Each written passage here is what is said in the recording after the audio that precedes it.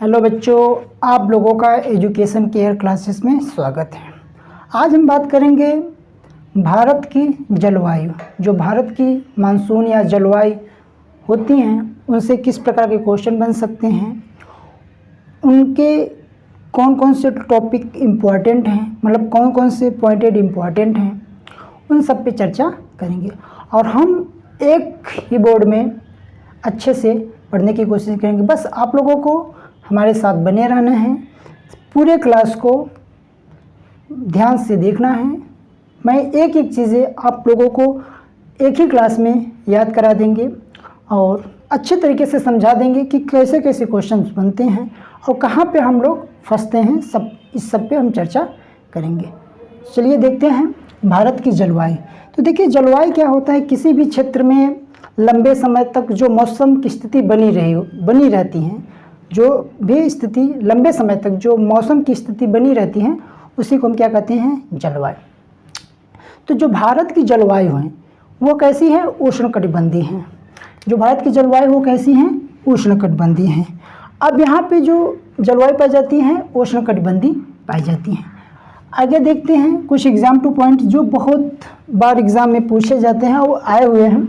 जैसे पूछ लेता है सुनामी वार्मिंग सेंटर कहाँ पे है। जो सुनामी वार्मिंग सेंटर है वो हमारा हैदराबाद में है।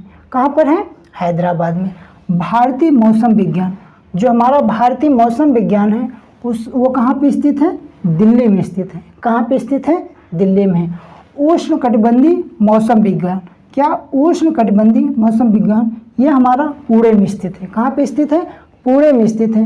इन्हीं पुणे से, यानी इसी पुणे से या इसी उष्णकटिबंधीय मौसम विज्ञान से हमारा मानचित्र प्रकाशित होता है। यानी कि जो भारत का जो मानचित्र प्रकाशित होता है वो कहाँ से प्रकाशित होता है, पुणे से होता है, उष्णकटिबंधीय मौसम विज्ञान से।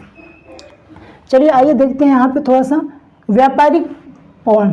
जो व्यापारिक पवन होता है यहाँ पे थोड़ा सा, क्योंकि एग्जाम के पॉइंट सब में देखें तो व्यापारिक पवन पूछ लेता है कि ये क्या होते हैं, उच्च प्रेशर से क्या होते हैं, निम्न प्रेशर की ओर चलते हैं या प्रवाहित होते हैं, जो जीरो देशांतर, और ये आपका जीरो, ये भूमध्य रेखा जो हमारा यहाँ ये 30 डिग्री, ये 30 डिग्री से अक्षांश, ठीक है, ये देशांतर नहीं, अक्षांश से क्या होते हैं, उच्च प्रेशर से निम्न प्रेशर की ओर प्रवाहित होते हैं। बस इतना ही पूछ सकता है। अब यहाँ पे देखिए जो इम्पोर्टेंट है, हम यहाँ देखते हैं पश्चिमी विक्षोभ या जेट स्ट्रीम। ये जो हमारा पश्चिमी विक्षोभ होता है, जेट स्ट्रीम होता है, इसके द्वारा क्या होता है, जो हमारे भारत का उत्तर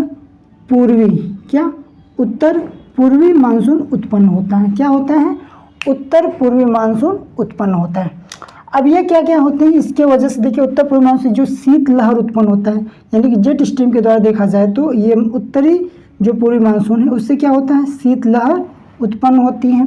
इसी को हम क्या कहते हैं, राजस्थान में ये जो मानसून होता है उसे हम मवाट नाम से जानते हैं। इसको किस नाम से जानते हैं, मानसून को मवाट के नाम से जानते हैं। ये जो मानसून होता है गेहूँ के लिए, क्योंकि गेहूँ हमारा ठंडियों में उत्पादन होता है, तो ये मौसम में होता है, तो ये गेहूँ के लिए अच्छा मानसून माना जाता है।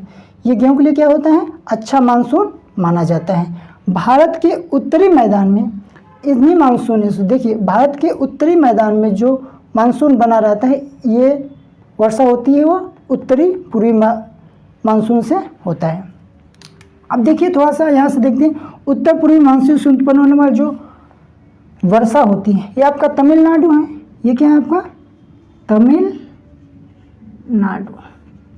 जो तमिलनाडु का क्षेत्र है, यहाँ पे जो सबसे ज़्यादा वर्षा होती है वो हमारे उत्तर पूर्वी मानसून से होता है। किससे होता है, उत्तर पूर्वी मानसून से होता है।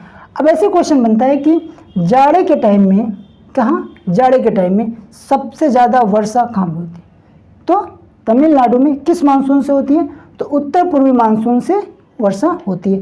शरद के काल में होता है, नाम वही है, बस क्वेश्चन बनाने का तरीका ऐसे बदल देता है। शरद काल में तमिलनाडु में किस मानसून से, उत्तर पूर्वी मानसून से। कोरोमंडल के क्षेत्र में सबसे ज़्यादा वर्षा किस मानसून के द्वारा होता है, तो किससे होता है, उत्तर पूर्वी मानसून से।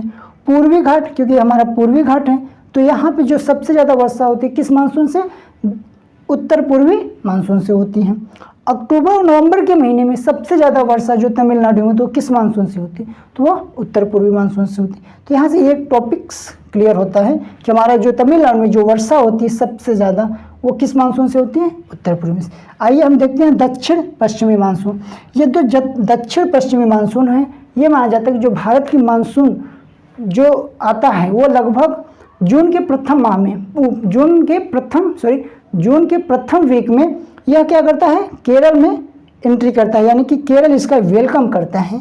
ये यहाँ पे केरल, ये जो आपका केरल है, जून का जो प्रथम सप्ताह है यहाँ पे दस्तक दे देता है।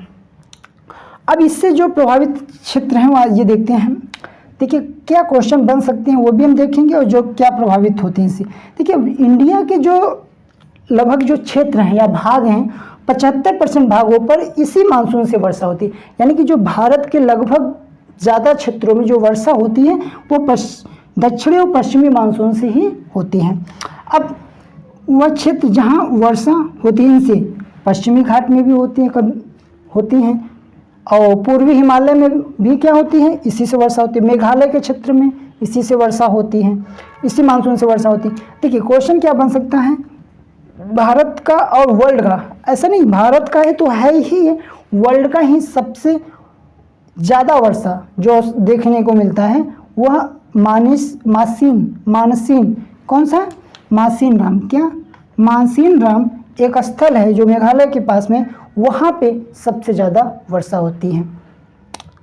अब यहाँ से चलते हुए देखते हैं, अगर एक क्वेश्चन यहाँ से ये बनता है कि भारत का ऐसा कौन सा राज्य है जहाँ पे सबसे ज़्यादा तापांतर देखने को मिलता है? तो भारत का वो स्थान राजस्थान है जहाँ पे सबसे ज़्यादा तापांतर देखने को मिलता है। भारत को ऐसा क्षेत्र जहाँ पे सबसे कम वर्षा होती है तो वह है हमारा लेह। लेह में सबसे कम वर्षा देखने को मिलती है। भारत का वह क्षेत्र जहाँ पे सबसे कम वर्षा होती है वह है लेह। लेह में सबसे कम वर्षा होती है। अब आइए देखते हैं भारतीय मानसून को प्रभावित करता है तो क्या क्या प्रभावित करता है? जेट स्ट्रीम, तिब्बत का पठार, एल नीनो भी भारत के मानसून को प्रभावित करता है। तो ये थे हमारे जलवायु से संबंधित क्वेश्चन और टॉपिक्स जो हमने चर्चा की।